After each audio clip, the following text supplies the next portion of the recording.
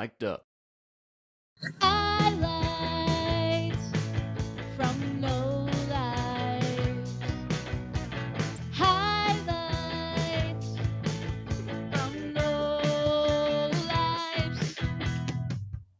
Good evening once again, everybody. Welcome to the 43rd, 44th, maybe 45th. Oh, well, thunder rolls. Hear that?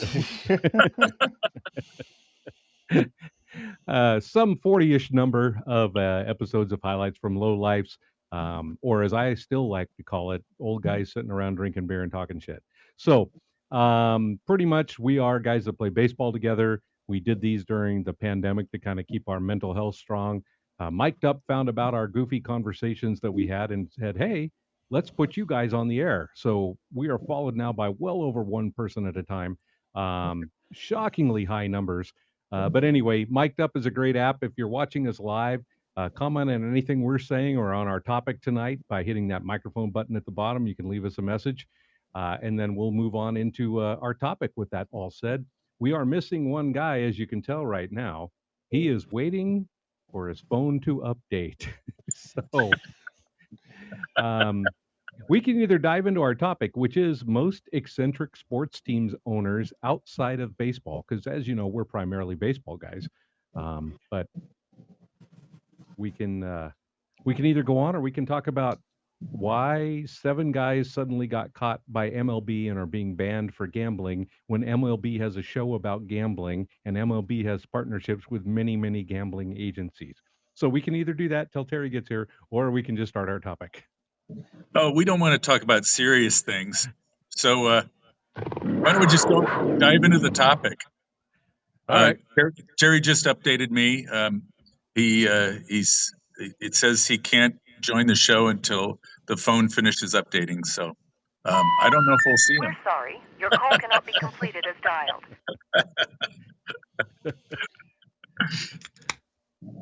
All right. So want me to start? What a lovely idea. I'm pouring All a beer. right. So I'm a firm believer that as an owner of a team, you are you're the owner. You're nothing more than that. You don't need to be the face of the franchise. You don't need to be parading yourself in front of fans at every press conference. You should be a background person and let the general manager and the president run the team. Um, but some people, I think, when they own a team, they feel like it gives them the right to be at the forefront. So I'll start with one of my favorites, Dallas Cowboys owner Jerry Jones, I who knew he was going seems to to be be. here. Yes, he. By the way, the Cowboys are the Dodgers of the NFL. Um, everybody loves to hate them. Everybody loves to see them do poorly because they have this elitist attitude. The ownership has had that for years, that they are somehow better than everybody else, and there's only one way to do it, and it's the Cowboy way. And Jerry Jones has led that charge for years, even as he's beginning to age out and not completely understand what's going on the field each week. We still get to hear from him and his thoughts every week. I'd rather hear from the coaches and players. They have a better idea what's going on. So that is my number 5 pick, Jerry Jones of the Cowboys. All right. Good pick. Jeff. I have a feeling that most of our picks are going to be for the similar reason of a owner should own and not be heard, Yes. as you said. But I'm going to go with a duo ownership, a father-son tandem, long-term ownership. The father moved the team in the dark of night, and the son is kind of kooky and crazy and seems to buy any public related auction, high priced auction of memorabilia that there is, that is six figures or over. I'm going to go with the Ursays, Robert and Jim of the Former Baltimore, now Indianapolis Colts. Yes. Yep. And So there's some irony there that I'm sure we're going to cover later. so I hear Jim is now fronting his own rock band with Legends of Rock and Roll, and he tours. He's a fairly good musician, but he bought the band and tours with him. I guess he's living out his one of his dreams. So Yeah, he's kind of one of those just kind of kooky. I never was without money type of guys. yeah, yeah. Yeah. Hmm. All right, Robbie. Oh, you don't want Terry to go? All right. So mine's kind of all over the board. I took eccentric to mean jackass all the way up to loopy crazy person. So my number five kind of falls in between, and it may shock you when you hear the name John Bon Jovi. Ooh, Good. Bon Jovi owned the arena football team in Philadelphia, the Philadelphia Soul, and uh, was an active participant. I know everything seemed good. They had a little mini concert for the fans to get them hyped up when the team was launched, and he swore that for years his pitch every year in the season tickets was, if we win the championship, we will do a concert for our ticket holders. And in 2008, they won the championship. Days later, he sold the team. They never got their concert with Bon Jovi. So wow. yeah, see, don't trust those guys from Jersey.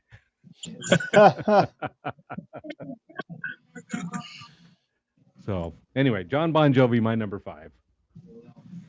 Very Very nice. cool. Yeah. So I guess that brings us to the holding pattern, or we'll just jump into round four, and Terry's gonna take a list of names and. His latest update is that he has no update. So let's just keep going. All right. Then let's just turn back the clock and go back to Jonesy. All right. Uh, since you said you gave me the idea of celebrities owning teams, it popped one into my head. And I don't know how eccentric it is, but it's kind of different that two American actors slash comedians decide to buy a football team in England. But I'm going to go with Ryan Reynolds and Rob. How do you say his name? McKinley? McElhaney. McElhaney. McElhaney. I've heard Mhm. it pronounced a couple different ways. I was never sure, That's the but perfect segue because I did the Philadelphia Soul, and he's on It's Always Sunny in Philadelphia. there you So well go. done, Jeff. Well done. Always thinking, aren't you? Next, I'll do Billie Jean King and Philadelphia Freedom. How's that sound? But yeah, the two American comedy actors all of a sudden buying a football team and being really into it. Like it's not a doesn't sound like a publicity stunt. They sound like they really mean what they're putting into this team. So it may be the Ted Lasso effect. Who knows? But I like it. I like that it's branching out the popularity of the sport so that others have access to it. So I'm Yeah, all in for that. Yeah, yeah. nicely done. It's making it more interesting in the United States. Then they got the television franchise around it. Um, Yeah, I think it's fun, and the people of the town they're celebrities now.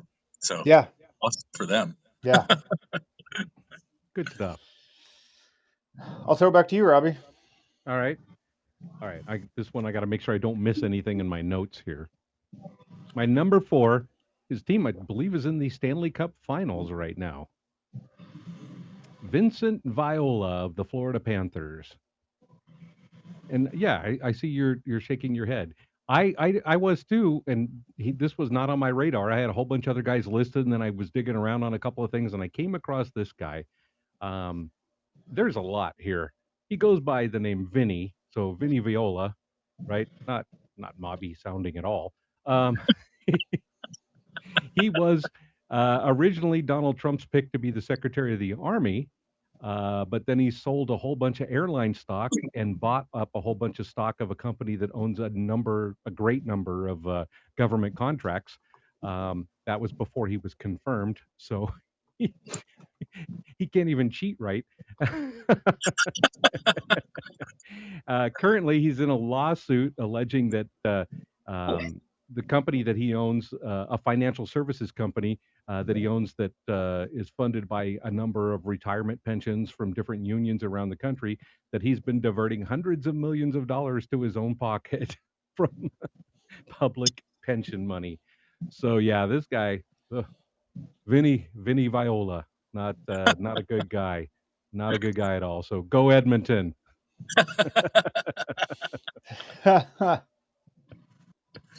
All right, Webby, what you got? All right. Well, as most of you know, we are a Bay Area group, and one of the famous owners in the Bay Area for years, Edward DeBartolo Jr., who we all thought was the greatest guy. Here's this guy who's just a huge sports fan and wants his team to be great, and he would do anything to make that team great. And he became friends with the fans, friends with management, friends with the players. Everybody wanted to play for the 49ers.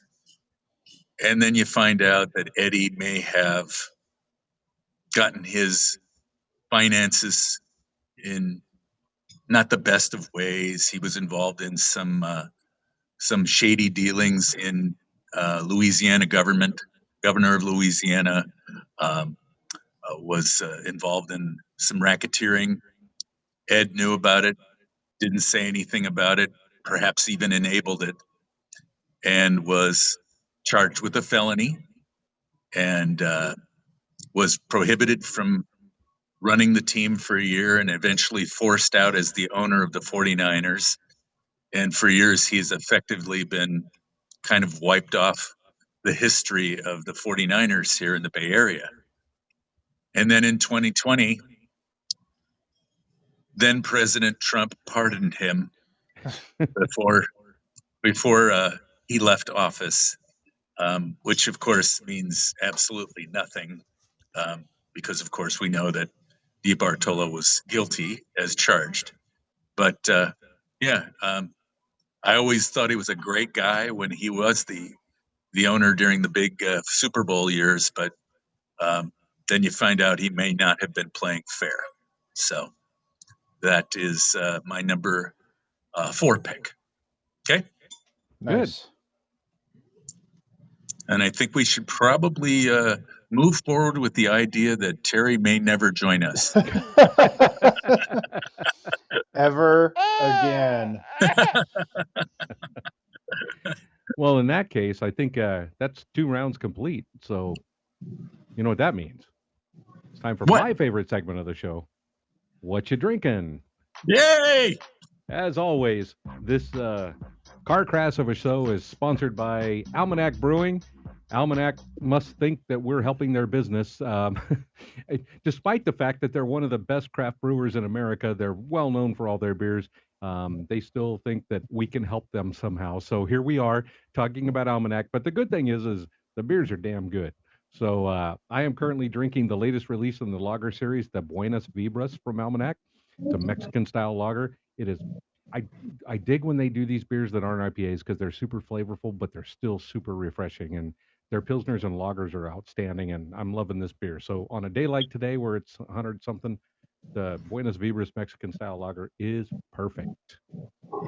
And I would say the Kolsch fits right into that same group because you always know true Kolsch is going to be good. It's going to be refreshing, and it's not going to be too heavy like an IPA can be. And as Marty always says, it's true. It's It's true. true. Well, I'm in a bar in Stockton, and they don't have almanac beer, so I'll be letting them know that that's not good. That's right. That's right.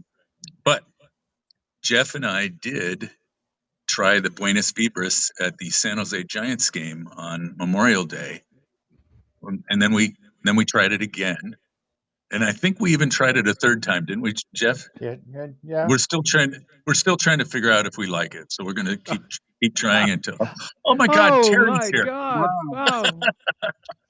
Hi, guys. Look at that. So I am on my Android phone. Oh, very good, very good. See, Hey, My they're not a sponsor. You cannot promote them. You're on your smartphone. my Apple iPad is I'll still give. loading after an update I started 45 minutes ago. You're on your Almanac iPad because we're talking about what we're drinking. Oh, Terry, what are you drinking? how about that? I'm drinking a flow. All Nice. I right, very need an good. almanac today. Oh man, what a mess. So sorry, guys. No Hey, worries, Sergeant. no worries. No, Hey, Sergeant we have. Carter, who cut your hair? Terry, we have completed the first two rounds. So you want to catch up? Give us Sure. two of your names. Anybody's mentioned Bob McNair from the Houston Texans? Nope. We No, have not. we'd love to hear why. Go for it. Well, let me tell you, Bob McNair, he's a real piece of work. This is what he said about Kaepernick. We can't have the inmates running the prison. So then he apologized. And then his next comment was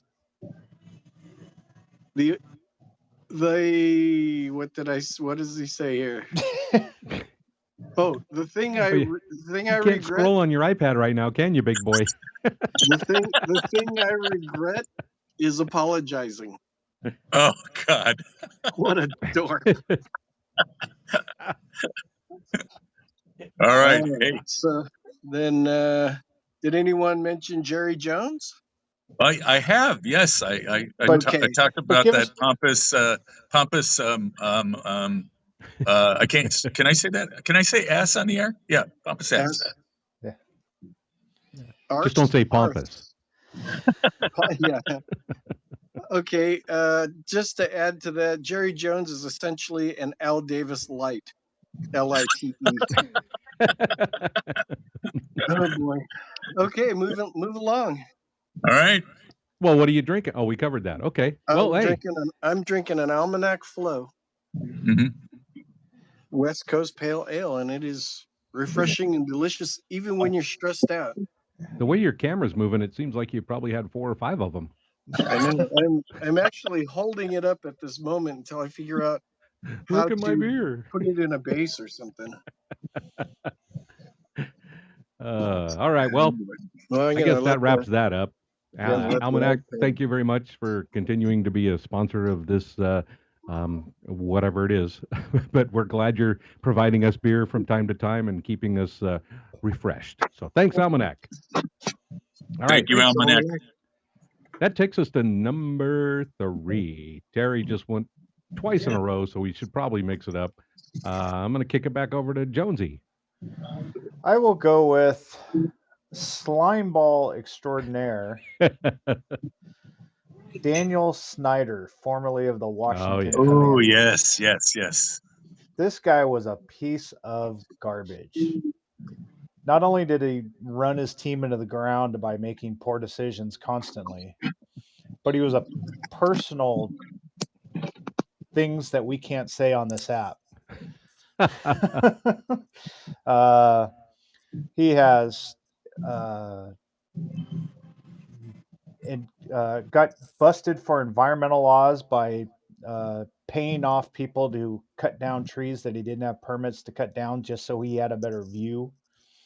Oh man. And then he, I don't know, sexually harassed all his cheerleaders and forced them into basically slavery by not paying them a living wage, and then put cameras in their locker rooms, and then sold calendars of them without their permission, and then and then just basically became a complete scuzzball from there. So that's my number 3, Daniel Snyder. Thank God he's out of the business. Yeah. Agreed. Agreed. Un- Yes.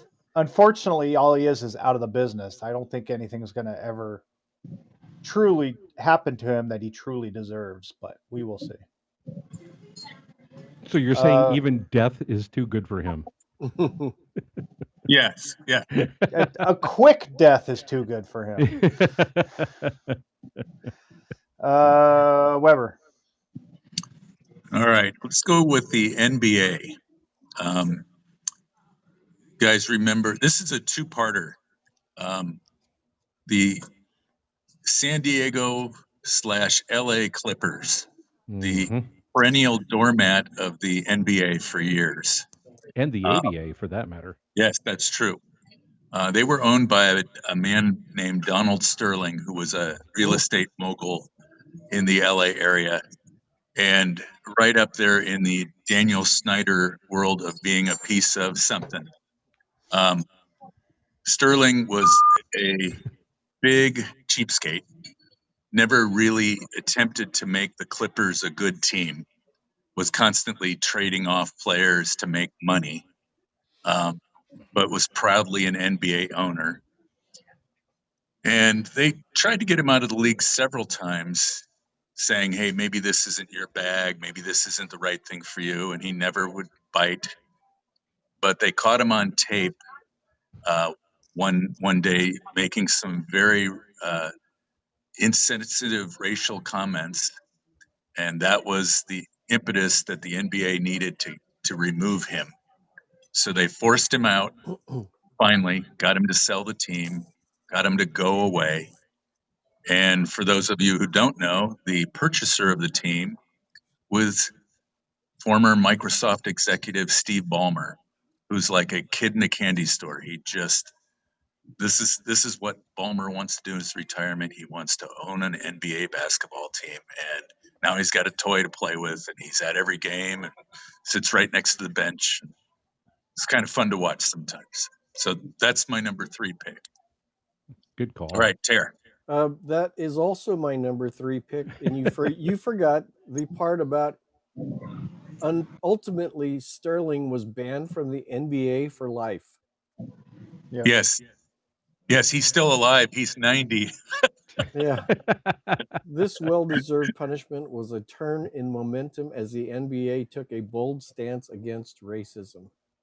He's a real asshat. Yep, agreed. Uh, Robbie? Yeah. Hey, before I go, we got a what you drinking I missed. Oh, oh, What you drinking?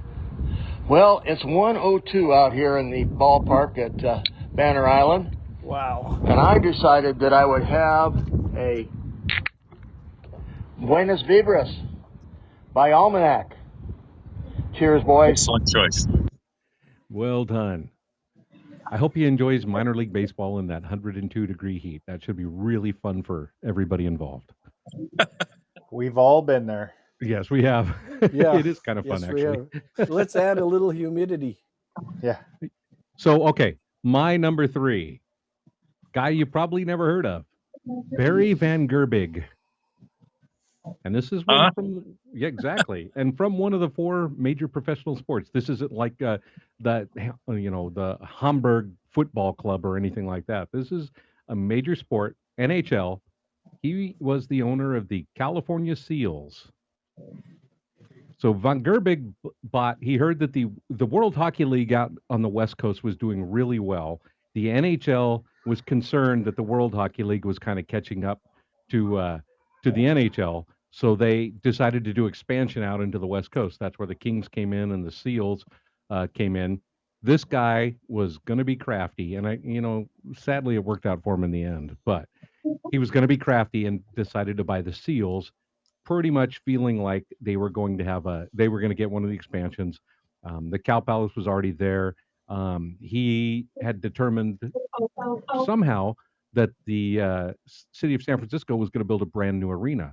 So with all of that in mind, he thought he was going to profit. So he bought the Seals. Well, apparently he made up the whole thing about a new arena in his mind, which was never planned, never proposed, never discussed, never even on anybody's radar. So now he's stuck. He didn't want to play at the Cow Palace. He was pissed at San Francisco, so he moved the team over to Oakland to the Coliseum, where I think he bought the team in 1967. In 1969, he sold the team. And basically, from day one, he was threatening to move the team or sell the team just immediately right out the gate. So the whole time, he he he finally sells the team in 1969 to a different financial group, whatever. That group made several payments on the team and then went bankrupt. So he got some money from them. They went bankrupt. He got the team back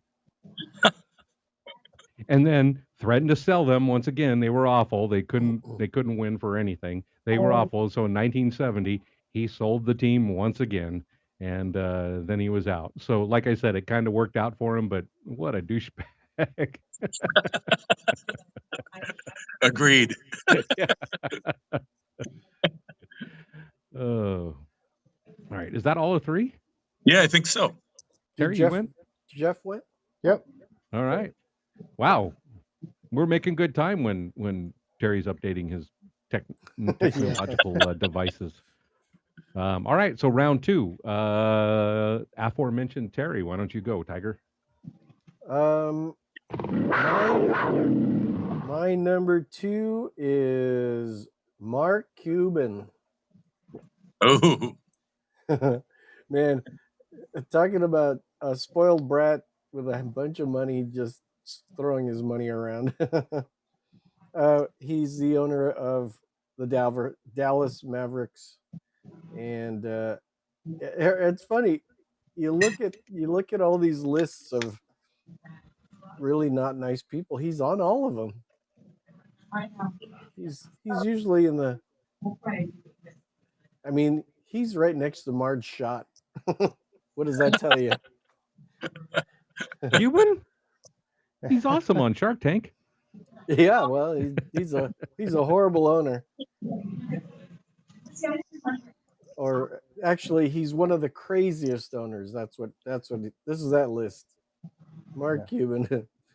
He insists on hanging out, playing, going to practice, and practicing with his team, and he's like, "Get the hell out of here!" He yells at refs. Yeah, that he does. He gets in trouble with the league office all the time. We're here. Uh, he bought it in 2000, and yeah, he's on this list here. He's number two. How about that, Jonesy? So my number two is also Mark Cuban, Oh, which was my second choice for number two because my number two was Steve Ballmer. So both of them just crazy rich guys doing whatever they want with their money, which isn't too far from what we would do if we had all that money, pretty much. Just spend it on sports and be crazy in public. But Cuban is a guy that, like, for everybody we've talked about, good, bad, crazy good, fan favorite, not fan favorite, gets too involved, does good stuff, does bad stuff. Cuban's a little bit of all of it. He's got some bad stuff in his ledger, but he's also got some really good stuff and some philanthropy, and he does really good for communities. But then he goes around and gets accused of sexual harassment. But then he goes and does something, starts a fund or gets, no matter what you think of politics or what your belief is, his main stance is go out and vote. Okay, he doesn't have to tell you who to vote for. He just goes out and vote, and then he just does something crazy like gets himself involved in a game with a ref in the middle of a game, you know? So I never knew where to quite come down on him, but he was weird. But he did sell. He did sell for last year before. I think he sold his interest in the Mavericks. So I think he oh, was look really? I Okay. think he was looking for did he? something else to run. I think so. Yeah. Man, the NBA is really happy about that. Yeah, I Oh, think I'm he sure. he retained like a really small minority ownership piece because he just couldn't fully let it go. Yeah. Robbie. All right, so my number two, this guy bought the seals from the aforementioned Barry Van Gerbig, Charlie O'Finley. That's how I worked baseball into a non-baseball topic.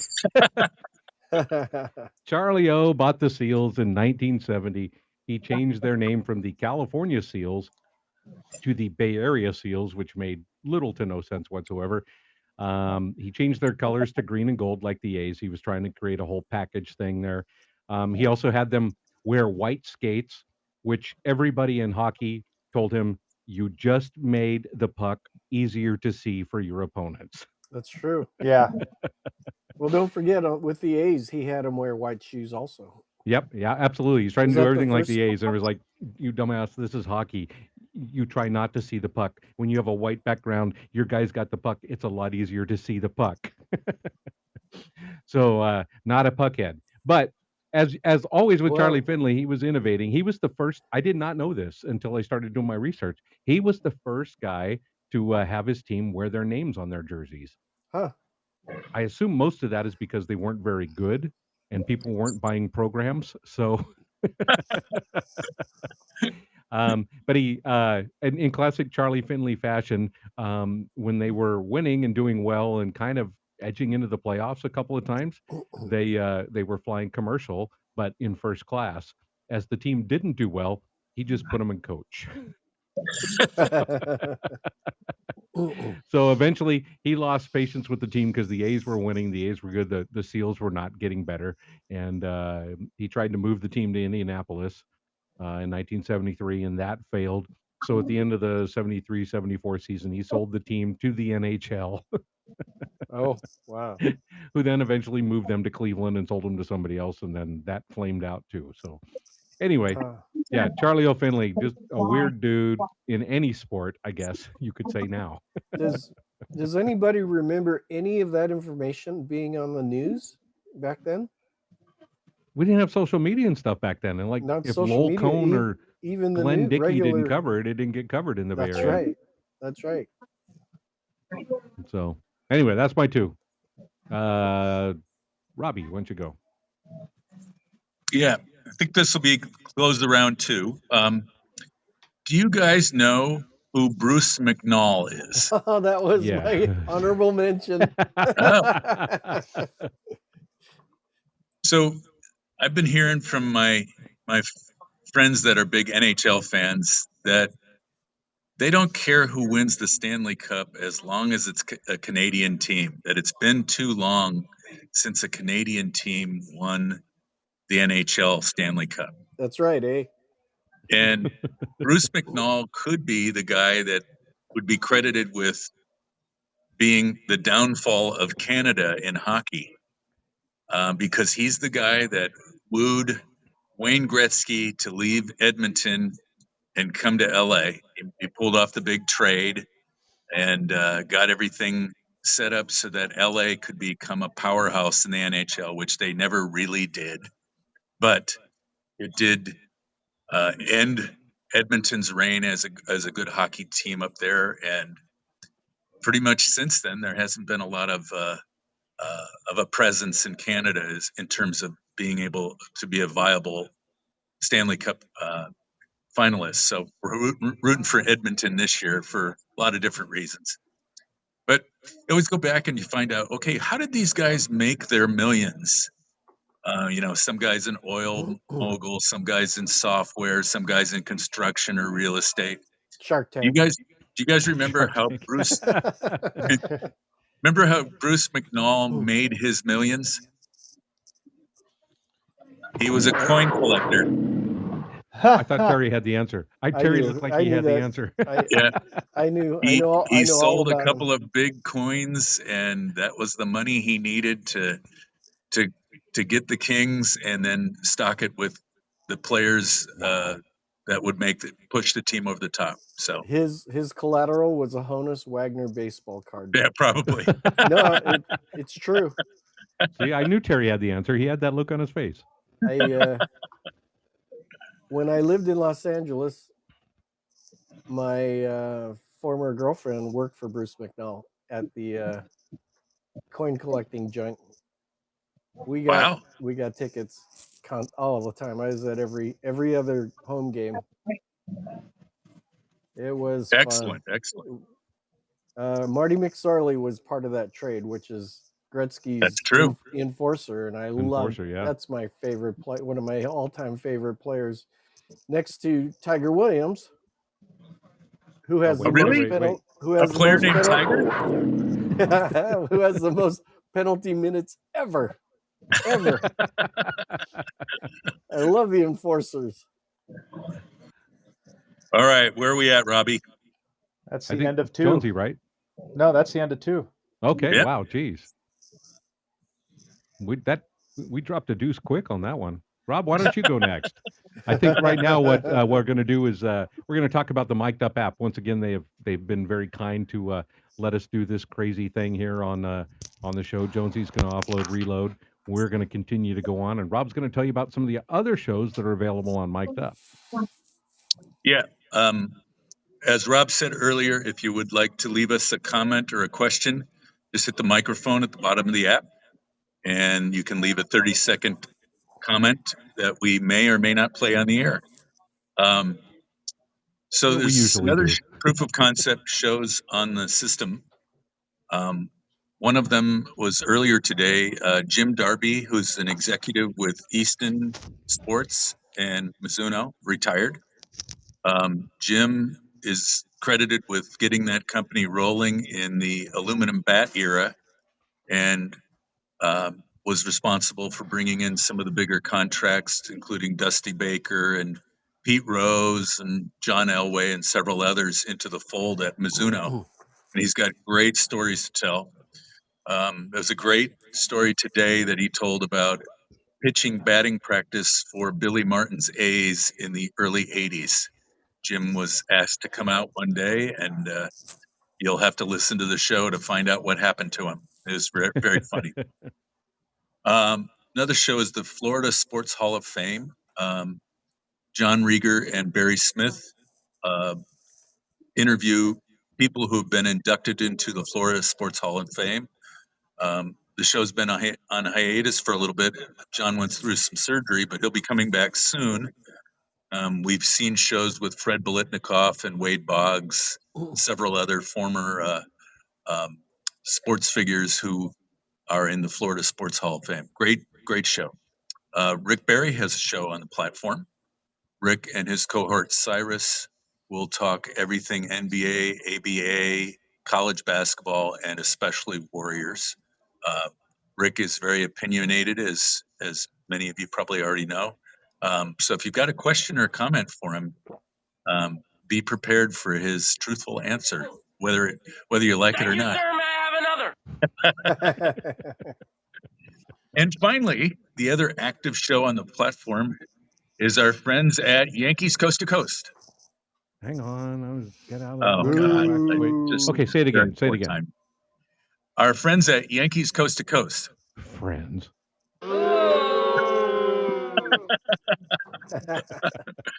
Mike Miller and Adam Schneider are two friends who've been to Yankees fantasy camp. One lives on the East Coast, one lives on the West Coast, and they talk everything Yankees each week, Thursday nights at 4 p.m. Pacific. This week's topic is a comparison between the 2022 Yankees and the 2024 Yankees. Will the current team go the route of the 2022 team? And then Mike has. Don't worry, nobody's listening anyway. And Mike has proffered up an interesting topic for the second half of the show. Since we're all a bunch of old man baseball players, Mike and Adam will be telling their favorite stories of old man baseball and what's happened on the field. So try to turn in. That's what we got. Okay, turn Robbie, in or Well turn in done. or tune in? tune in, both. Tune in. Turn on, drop out. Do the whole thing. That's what Let's it's all see. about. Oh, I guess I went last in round 2, so I will pick that person that will start round 1. And Jonesy has that face like I'm not quite ready, but I'm going to pick him anyway. Go. I'm going to defer because my Oh. understanding was this whole topic was somebody's idea to start talking about one specific person. That's correct. He's also my number 1, so I will forego the first pick to Tiger. Wait. Yeah. So I didn't Terry, know a we're deferral was possible. Terry, Terry, we're running like 15 minutes ahead of schedule, so you can rant forever. Who do you want to talk about, Terry? well, it's it's a long shot. You probably never heard of him, but he's on every. He's the number one on their whole family actually. We're talking about the Al Davis, Mark Davis family.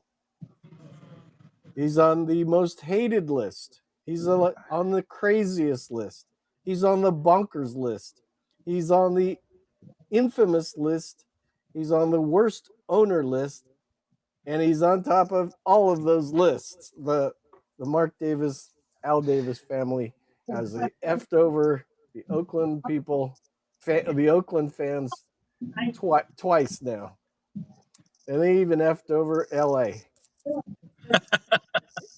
It, do I need to say more? Hey, Jonesy, Yes, yes, you need to say more. jump in, Jonesy. I think you covered it pretty well. They're just garbage human beings that thought they knew better than everybody else and wanted to do their own thing and didn't think that anybody, it was, they, even though the league kind of controls everything, they thought they didn't have to abide by league rules and just did whatever they wanted. And Al Davis had kind of a type or an image he wanted to put out there, and sometimes it didn't matter if they won or lost as long as that image of the tough Raiders, the dirty Raiders, the I don't care who you are, I'm gonna basically shiv you under the pile guy, Yeah. that kind of player, and it didn't matter if they were going to win or lose. Now, did they win a lot? Yeah, they got luck. I don't want to say they Yep. got lucky, but they They found Ooh, controversy. enough good guys to win some seasons. But overall, I think he hurt the club by trying to keep to that image instead of getting the best players. Yeah, and he did some very innovative things and was a smart guy with the old world of football, but as the game very. evolved, he didn't. He's an Hmm. And I think that's the biggest entrepreneur. problem. And then he He's an vehemently, violently did not evolve with the innovator, game. entrepreneur, smart businessman. All of the above. But he was so public that everybody saw what he was doing, Yeah. and he screwed Yeah, everybody over. And no matter what the fans said or did, he moved on and he came back and then he moved away I again. remember And the other teams hated him, Terry. yeah, Um, he always had to be out on the field as if he was some kind of a coach or something, and he'd be standing Always. on the sidelines. So the other opposing quarterbacks would have their receivers run routes during practice right at Davis and throw the ball in his direction. so my hair cutter's husband is a Raider fan, and he's absolutely disgusted with the whole move and all that. And I says, Mark Davis, what would you do with his hair if you got a chance to cut his hair? And she goes, I'd shave it off. So that explains your haircut. Yeah, she went a little hair crazy, but we got 6 weeks. Hey, Sergeant Carter. Shazam! Oh boy. All right, so Uh, I guess that means that both Terry and Jeff have gone. Yeah. Yes. Okay, yes. yes. But Uh, Jonesy went last and then Terry went laster. So I don't know Yeah. which one gets the pick. Oh, Weber yeah. go. Webb, you go. Oh, there you go. All Okay. right, I got one. This is the guy I actually really, really like because I think he's the last of a foregone class of owners. A businessman who just owns the team by himself. He's not as part of any conglomerate or anything. And while he went to every game, he didn't need to talk. He didn't need to be the forefront of anything. And a guy like him probably can't exist today because he doesn't have the financial backing to own a team. But back in the day, in the mid '70s, Franklin Muley God damn it. owned owned owned the Golden State Warriors. Thankfully, I looked at Rob's notes before the show. Muley was great.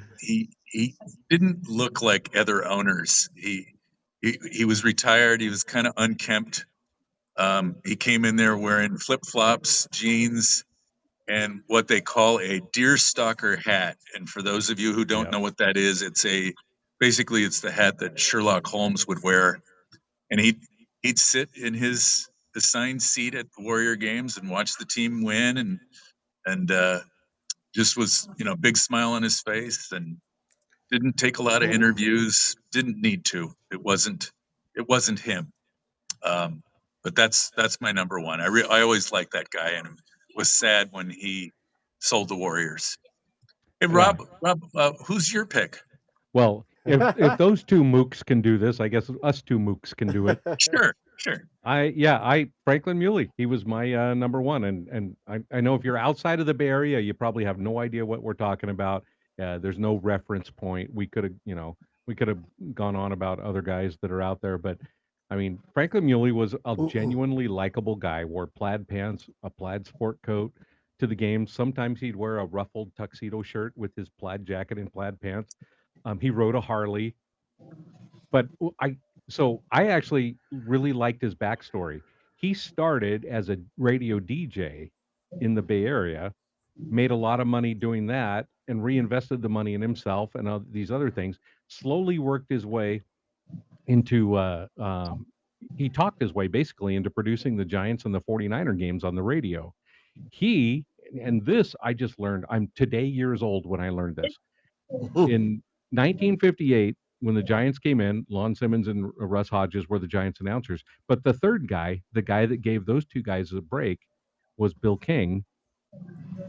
Franklin Yeah, Muley hired really. Bill King to be that guy in the booth. So Franklin Muley brought him in. When he bought the Warriors in 1962, he brought Bill King over with him. And I mean, love or hate the Raiders, love or hate the A's, or even the Warriors.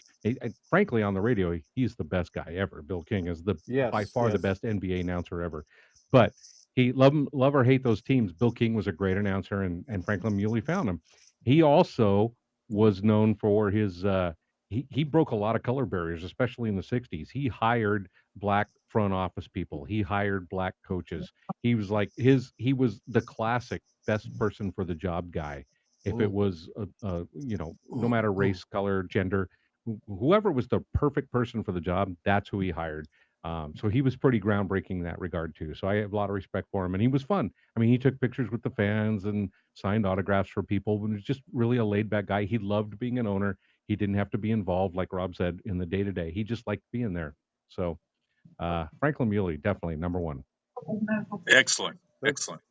that's eccentric. Yeah, Yep. he covered the Winter Olympic Games at Squaw Valley. That's how old this. That's how old he is. Man, what a cool guy actually. Yeah, very cool. Um, Compared to the other asshats that we've mentioned. Yeah, he was just his whole thing about plaid and riding his Harley with a Yep. plaid sports coat. It says right I here would have is. with that big long beard. We didn't talk about the big Oh long yeah, beard. he's I got would have an loved to see ever. him in a plaid jacket on a Harley with that beard flapping in the wind, riding down 880, going to the Coliseum. Well, hey, that wraps us up there. I'm going to turn now to my good friend and pal Jeff Jones to take us through our callers. No, I don't want Okay. Well, oh, see, this is the I'm just finding out about this whole defer thing. to. Our buddy Big Juicy. I've got four folks to mention, two from LA, two from the Bay Area. Let's start with LA and Steve Ballmer, the Energizer Bunny on steroids, owner of the LA Clippers.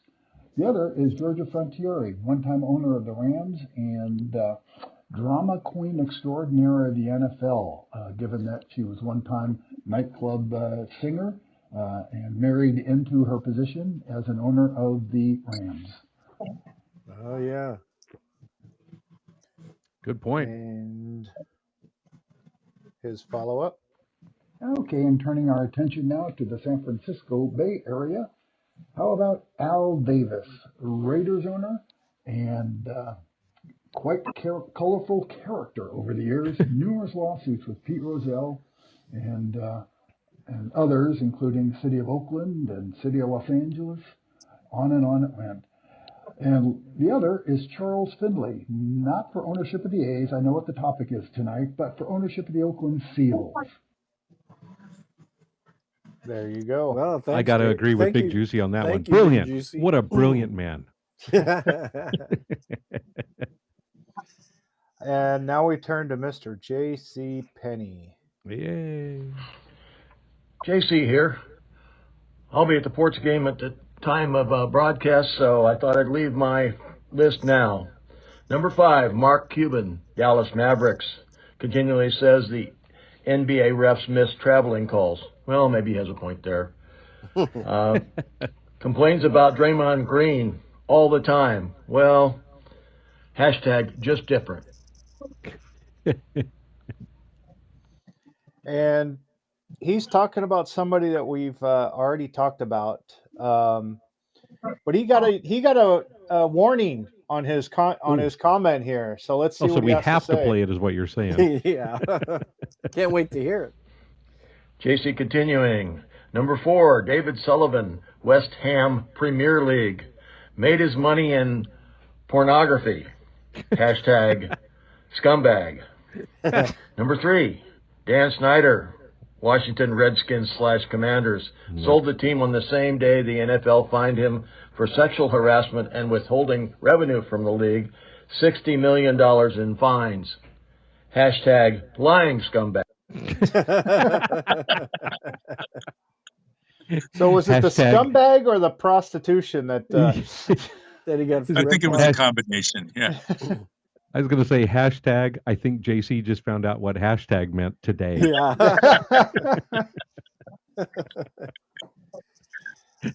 Let's not leave it there. Number 2, Vivek Ranadive, Sacramento Kings.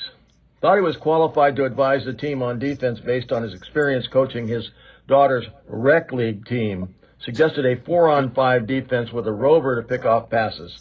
Well, maybe against 11-year-olds. Hashtag delusional. Hashtag he didn't do a number 1, did he? Yes, he did. Oh, okay. JC with number 1, James Dolan, New York Knicks and Rangers. Was at a game ordered to have Charles Oakley ejected from the arena because he was sitting too close to Dolan at a game. Claimed he was a drunk. Oakley arrested, but later cleared of all charges. Oakley now suing Dolan. Hashtag what goes around comes around. JC out. Yeah, Dolan's a piece of work. Yeah. There's a guy that needs to be in the middle of everything. So, yep. That's it. How about honorable mentions? I had a couple. I got none. Everybody I had on my list was mentioned. Somebody mentioned Donald Sterling, and I find it very interesting that someone who so outwardly does not like black people bought an NBA team. Exactly. And then, of course, the other one, New Jersey Generals owner Donald Trump. I forgot about that. Exactly. And we don't have to go into the eccentricities. Yeah. We all know, like him or hate him, we all know that guy's a whack job. Yeah. And an officially convicted criminal. Yeah. Hey, Robbie, is that where he met Herschel Walker? I think so. Yes, Yeah. He's like, that is you know where what? he met him. Someday you'd make a great candidate for Senate. Someday you'll make a good puppet. If you could just get through this spelling test. Yep. Yeah. Yeah. So those were my two. I want to go back to Bruce McNall. Just to pile on a little. He had a $200 million empire that he built through bank fraud, which crumbled. His days of, well, he loved fast cars and flying around in private jets. He pleaded guilty to 2 counts of bank fraud and single count a single count of conspiracy and wire fraud. McNall Wow. spent 70 months in jail and still owes the banks. On top of this, McNall admitted to smuggling ancient artifacts into the United States. His claim that he attended Oxford was not true either. We've heard that before. McNall was released from prison in 2001. I had Maybe, no idea that he was such a scumbag. I thought he was just a coin collector. yeah, a numismatist, as they say. That's I'm the surprised official nobody name. brought up Robert Kraft either. Oh yes, I should have. Yeah. If you want to know about about Robert Kraft, watch the Tom Brady roast on Netflix. Oh yeah, It's got to have a shiatsu joke, right? Yes, there is. yes. You heard after Brady said, "I'm not going to ever do that again." Yeah. Well, I think unless somebody else has got anything to add, I think we can wrap it up. Terry, how's the iPad? Is it updated? It's still spinning. So User Terry, error. I was going to User ask if error. you can do next week's show, but if the iPad's not going to be updated by then, Yeah, exactly. It's still loading, and They're it's they're loading the mic'd up app. All the other apps are there. Smart device, dumb owner. so there won't be User a show error. next week. Am I yeah, we correct? probably won't be I doing a show next week. I don't know. We'll be on East Coast time, and that's 9 o'clock, and they have a Yeah, rooftop bar. I'm just saying we could stay tuned. I've possibly. I've Stay tuned. We have to make a group decision. We're doing our annual baseball trip. We will be in Washington D.C. We may or may not do a show. Stay tuned. I they may not do a show. I'll probably just turn on my phone and do a show myself and just show these That's right. I guys know you will. because we're going to be at a rooftop bar. My phone seems to work here. I'll bring my headphones. Well, let's stay tuned. We'll see. Yep. Yeah, I think it's important that we stay It all consistent. depends on the airlines if we all get in time and get to our rooftop bar. Once again, 9 o'clock at night, East Coast time. I think we're fine. So, anyway, you may see us next week. I kind of hope that you do. It'll be silly. It'll be a lot of fun, and we probably won't have a specific topic. We're just probably going to talk about stuff because we're going to be at a rooftop bar. Otherwise, as always, I want to thank Almanac Brewing for continuing to sponsor this thing. We do enjoy their beers. We highly recommend them if you're in Alameda. Please stop by the brewery. I cannot stress enough how great their beers are. And if you tell them you heard about us, heard about them from the highlights from Low Life show, they might take Laugh in pity your on you. face. Yeah, they might not do a thing too. Yeah, Yeah. it's really going to depend on your attitude. So Yeah. anyway, So thanks for tuning here's in. to the Oh, here's to the mic'd up app. Still spinning. Got a well, week for it to connect. I don't even know how to end that then. So I guess we'll just go into the theme song. Highlights from Who wrote this? Lowlifes. Shelby Ann at shelbyannmusic.com. Available for all your performing and jingle needs.